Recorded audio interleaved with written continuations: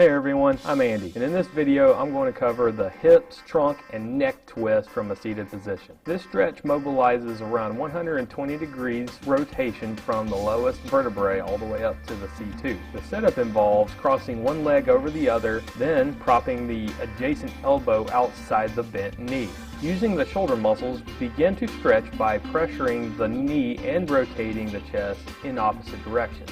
For best results, continue the rotation by looking at a point behind the rear shoulder, making the head twist further. Next, allow the hip to relax while seated in the figure 4 position by letting the knee fall towards the ground. Then switch to the other side and repeat the same process. Return to the figure 4 position and allow 5 seconds to relax this hip as well. The best way to use this stretch is to apply force to tolerance, but increase the pressure throughout 30-second intervals. The total time is user dependent, but do not include the figure 4 rest periods as part of the 30-second intervals.